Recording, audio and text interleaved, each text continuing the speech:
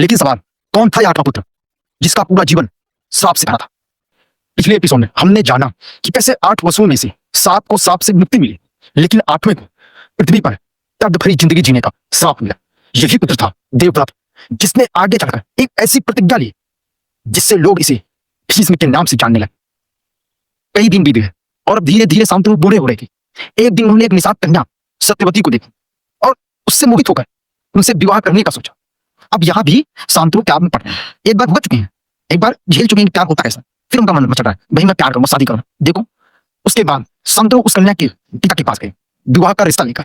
सत्यवती के पिता ने विवाह की मंजूरी तो दे दी, मगर एक शर्त पर। अब यहां भी शर्त आ गई। शर्त क्या थी? कि सत्यवती से होने वाला पुत्र ही हस्तिनापुर का अगला राजा बनेगा। यह बात सुनकर शांतनु चौंक गए। और आपको क्या लगता है कि शांतनु ने शर्त मानी होगी? हर बार तो मान रहे थे, लेकिन नहीं। शांतनु ने कहा कि इस हस्तिनापुर के राजगद्दी पर अधिकार देवव्रत का है, और वह निराश होकर वापस लौट गया। लेकिन अब कहानी में एक नया मोड़ आता है। जब देवव्रत ने अपने पिता का निराश चेहरा देखा तो वह अपने आप को रोक नहीं पाए और वह खुद सत्यवती के पिता के पास गए। अब आपको क्या लगता है, वो खुद विवाह करने? नहीं, वो अपने पहली बार कोई बेटा अपने बाप का रिश्ता लेने जा रहा है। हमारे यहाँ होता है कि बाप जाता बेटिया रिश्ता लेने। शांतनु इतना प्रेम में पड़ गए थे, निराश हो गए भाई, उनके अंदर मन मचल रहा था। देवव्रत ने सत्यवती के पिता के सामने प्रतिज्ञा ली कि मैं हस्तिनापुर का सिंहासन त्यागता हूं और सत्यवती का पुत्र ही हस्तिनापुर का अगला राजा बनेगा। लेकिन निषाद राज ने कहा कि भविष्य में तुम्हारे पुत्रों का क्या, वो भी तो सिंहासन के लिए लड़ सकते हैं। इतना दिमागदार, जितनी बेटी सुंदर नहीं होगी उससे ज्यादा बाप तो दिमागदार नहीं है, चालाक बहुत है।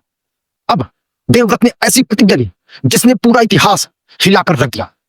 उन्होंने कहा कि मैं प्रतिज्ञा लेता हूं कि मैं आजीवन ब्रह्मचारी रहूंगा, मैं विवाह नहीं करूंगा जिससे मेरा कोई पुत्र ही न उत्पन्न। यह प्रतिज्ञा सुनकर देवता भी चौंक गए और तभी से इन्हें भीष्म कहा जाने लगा। भीष्म ने अपने पिता की खुशी के लिए पूरे हस्तिनापुर का इतिहास बदल कर रख दिया। लेकिन सवाल यह उठता है कि क्या एक इंसान का बलिदान पूरे साम्राज्य के लिए सही साबित होगा?